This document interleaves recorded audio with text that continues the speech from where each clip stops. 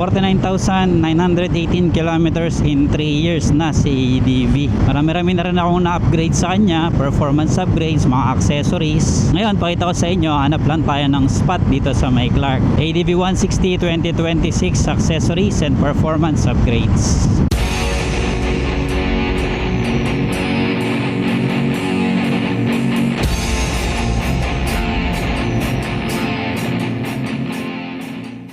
Nakita na ako ng spot dito sa may Mimosa. Dito rin ako nag-review dati nung kay Honda Click na accessories update naman. Kaya na si ADV, simple lang yung pormahan niya. Basic setup lang pero medyo marami-rami na ring mga accessories akong in-install sa kanya. Start tayo sa likod, itong rack M, top box bracket, full steel yan, tapos may sticker dito. Base plate ko naman is GV, pare-pareha sa tatlong motor, kay Beat, kay Click, kay ADV. Para interchangeable yung top box ko. Yung kabilang side ng bracket, natanggal na yung sticker. Tapos medyo gas-gas. Matagal na rin kasi ito, 3 years na. Seat naman is stock seat yan ng PCX 160, mas mataas dito sa part na to. Kaya medyo mas malambot siya. Yung loob niya ito mas malalim kaysa dun sa stock. Kaya mas magkakasya yung mga full face helmet. Pero depende sa korte kasi itong AGV ko hindi talaga uubra. Mahaba kasi ito eh. HJC C10 ko kasya yan dyan. Yung kay OBR na mga LS2 helmet kasya din. Depende siya sa helmet kung anong magkakasya. Yung shell size. Tsaka yung korte ng helmet. Ito bago ko lang in-install itong pillion footstep na cover. CNC aluminum.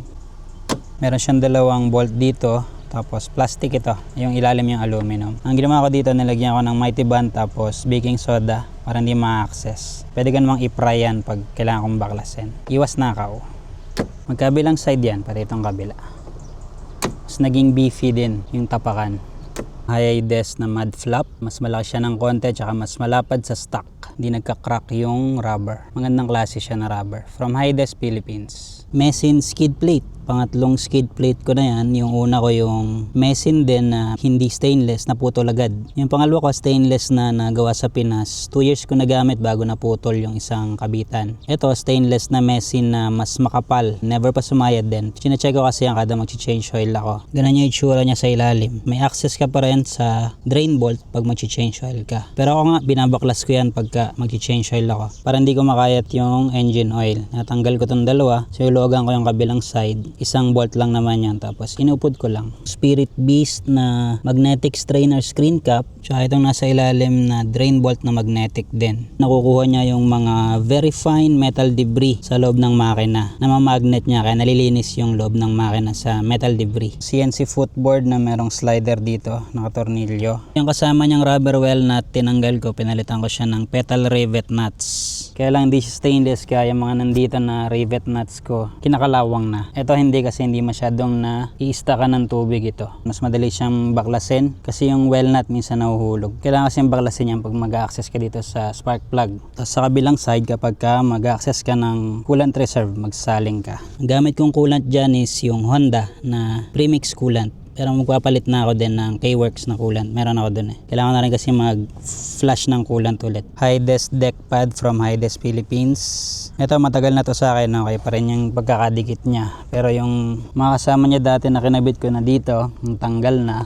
Tsaka yung dito, natanggal na din. Pero yung deck pad, okay pa rin yung dikit ng 3M tape niya. Protection din siya kapag lalagay ako dito ng tunnel bag, hindi magagasgasan yung fairings. Iron windshield, tsaka windshield garnish. Itong windshield is made in aluminum kaya hindi siya kinakalawang. Pati yung garnish hindi rin kinakalawang. Ito nilagay ko lang siya, dagdag forma lang din. Honda na emblem. Itong part na ito medyo nabubura na. Tagal na rin kasi ito. Front nose cover, tsaka Galaxy winglet na fiberglass. Ito plastic to. Dati naka 3M tape lang yan, pero naka 3M tape pa rin ngayon kaso medyo natatanggal siya. Ang ginawa ko, finix ko na ng body bolts dito. Binutasan ko. Tagos yan dun sa fairings na to. Itong part na to. Magkabilang side. Tapos tinabasan ko siya kasi nung nagkabit ako nitong winglet, hindi siya papasok eh. Dati mahaba yan hanggang dito. Parang paganan. Galaxy winglet na net version. Dagdag forma sa design ng ADV. Okay siya tingnan eh para sa akin. Mas maangas tingnan yung muka ng ADV. Yung bolts niya ito yung kasama. Kasi wala to nung clip nut. Bumili pa ako ng clip nut na para sa ADV talaga. Dito kasi yan nilalagay dun sa may lagayan ng front plate holder ng mga Indonesian version ng ADV. So, bumili na lang ako nun para ma-install ko to. Tapos body bolts dito. Meron naman yung provision na bubutasan mo. Butasan mo rin tapos saka malagyan body bolts. Dagdag lang sa sa tibay ng mounting niya. Mini driving lights na bracket nagpalit ako. Ayan, mas mahaba. Doon sa una tsaka sa pangatlong butas ko siya nilagay. Para medyo bumaba yung position ng MDL. Kasi yung dati mas maiksing bracket. Naka-cut off yung low beam na harangan nito. Yan, okay na. Hindi na siya naka-cut off. Tapos pag nag-high beam ako, tumatagos na yung high beam dito sa net. Pinalitan ko lang siya ng mahabang bracket. Yung mini driving lights na yan is JCM1 na mini driving lights. Low beam niya is white.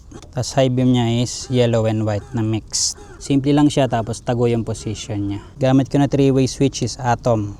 Yan, high beam, off, low beam. CBR na assembly. Ito kinuha ko lang yung likod na part, passing switch siya. Momentary switch, nagpa-passing siya. Kinabit ko siya sa high beam ng MDL. Dual horn, yun pa rin yung Bosch FC2 na tunog sedan. Mahina kasi yung stock na busina. Tsaka yung stock na headlight kaya nagpalit ako ng mga yan. CNC ABS cover, pamporma. Linisan ko na lang palagi para kung may naipon na dumi. Same speed na windshield adjuster cover. Maganda yung fit niya, mahigpit talaga. Tapos meron pa siyang bolt doon. Magkabilang side. Dagdag forma kay ADV. SEC ignition cover para dito sa lid. Anti-nakaw. Naka 3M tape yan. Initan nyo lang yung 3M tape bago nyo idikit para mas makapit siya. Madali kasing manakaw yung lid dito. Tanggalin mo lang ganun. Kuha na agad. Kaya nilagyan ko yan. MHR side mirror na clear. CNC aluminum din. Itong part na to walang discoloration tsaka ito. Pero itong mismong lagay ng salamin medyo nagfe-fade na siya. Parang tuyo na black yung itsura niya. Ganun din yung sa kabilang side, medyo faded na. Dry na yung kulay nito. Kasi ito hindi. Walang discoloration yung stem. Brake master cap, nagpalit din ako. Pang dagdag forma lang din. Magkabilang side siya tapos okay naman, walang leak. Naglagay din ako ng part ng extended barren ko para pumantay siya dito. Kasi nakaganyan yung position nun sa akin. Magkabilang side din, extended barren. Daytona Katana grips from Daytona Philippines. Okay siya, makapit. Tsaka hindi lumalagkit. Malambot din siya.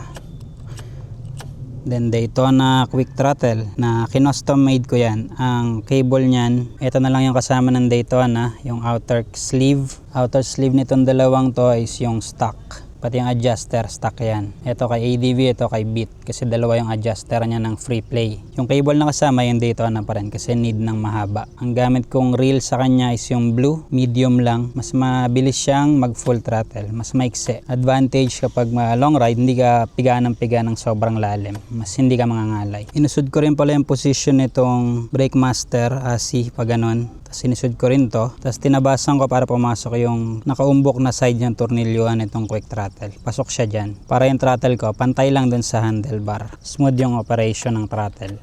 Sakto rin yung free play. Meron akong vlog niyan kung gusto niyo makita yung process ng installation. Kaya minodify ko. Lahat actually ng mga pinapakita ko na accessories may vlog ako nun. Add Pro na panel gauge protector na self-healing pero sobrang tagal na niya. Medyo hindi na nag-heal. Meron pa ako dong extra na isa. Siguro kakabit ko na lang yun soon. Pero okay siya kasi extra layer of protection dun sa panel cover para hindi magasgasan. RCB na adjustable na levers S3. Hindi pa nagfe-fade pero bago lang tong kabit eh. Mas malapit siya compared sa stock levers. Mas na fine tune ko yung ergonomics. Depende kasi yan sa haba ng daliri. Kung saan ka mas makakomportable. Ito yung adjuster niya.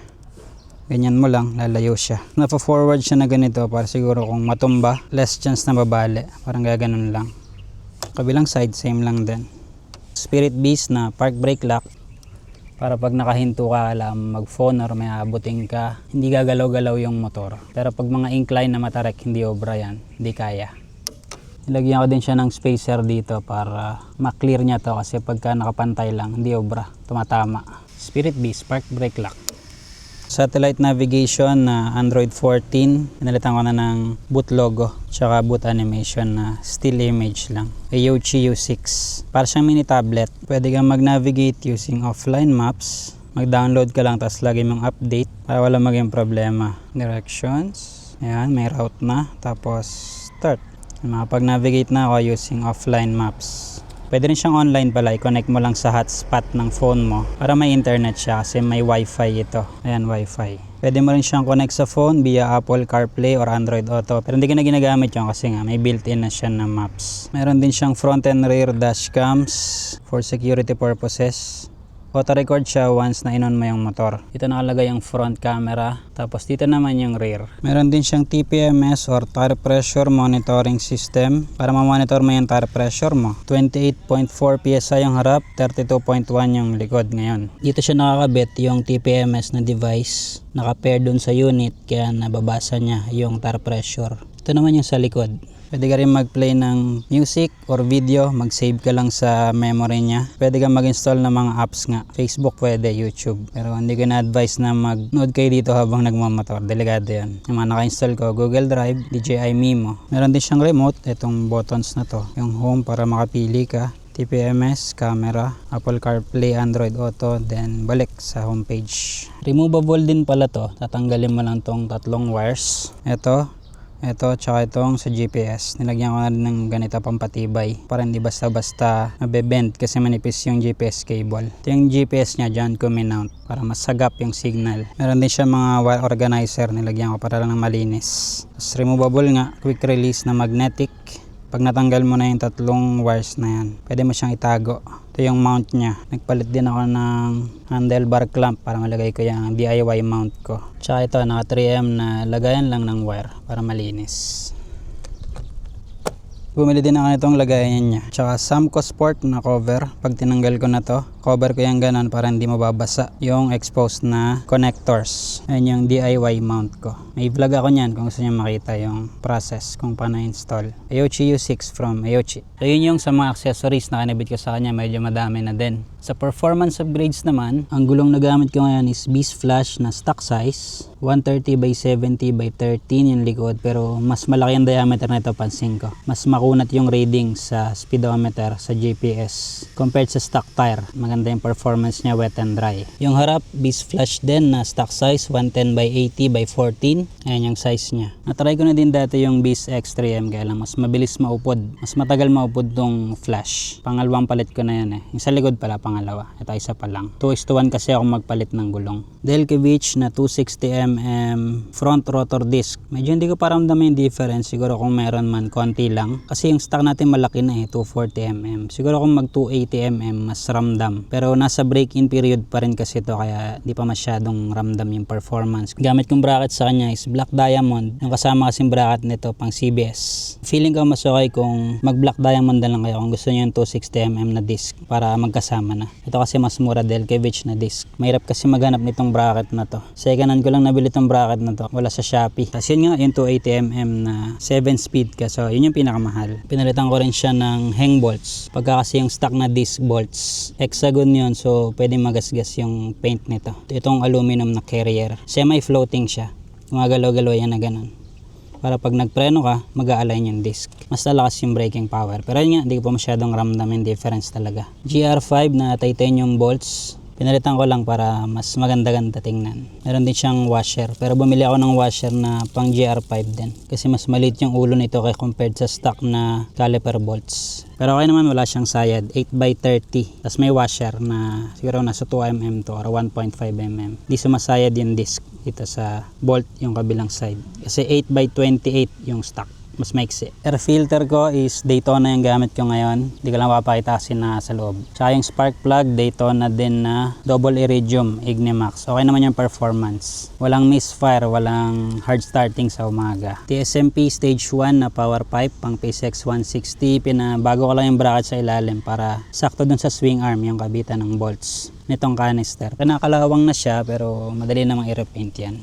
Na-adjust ko lang din ng konti yung sa wire ng auto sensor para umabot siya. Racing DNA bang sensor kasi naka-remap ito by Team K-Works para makorek yung AFR ng pipe tas mailabas yung power ng motor. Daytona Lapinus fiber na rear brake pads, mas malakas yung stopping power niya compared sa stock. Ito ramdam mo yung difference. Front brake pads, stock na ulit yung gamit ko. Dati yung gamit ko Daytona din na super stock na brake pads. Kaya lang mas manipis yun at mas maiksi yung lapad compared dito sa stock. Kaya nagpalit ako ng stock kasi para mas ma-maximize yung kaya ng pad sa disc. Yan, mas malaki yung lapat niya. Yung contact niya dito sa disc Siguro try ko rin yung Lapinus fiber nila na front brake pads. Compare ko yung lapad tsaka yung haba. Fork oil na gamit ko naman dito sa front shock ko is K-Works na fork oil. 15W na straight. Mas umokay siya compared sa stock na sobrang lambot ng fork oil. Sa preference ko mas okay para sa akin. Rear shock ko naman stock pa rin. Sa panggilid naman naka Daytona CVT set ako ngayon. Tinatorture test ko kasi siya. Pulley na Daytona, bola Daytona din 15-17. Ceramic pulley bushing tsaka stock belt. Clutch lining and clutch bell Daytona din. Daytona clutch spring, CRP torsion controller, tapos stock center spring. Tapos racing DNA, stainless nuts and washers. Yun yung tono na pinaka nagustuhan ko yung performance niya. Parang sa K-Works CVT set ko lang din. Yun, iba pang set yun. Yun yung previous na gamit ko. Okay na ako yung performance nun. Actually, pare silang okay. Sa acceleration, malakas, walang bitin. Overtaking power, walang bitin. Tapos okay yung dulo parehas. Mas matagal lang makuha kasi pang arangkada yung setup ko sa panggilid. Yun yung mga accessories and performance upgrades ni EDV in 3 years, almost 50,000 kilometers. Marami pa akong ikakabit dyan kay EDV, so abangan nyo na lang din yung mga vlogs na i-upload ko soon.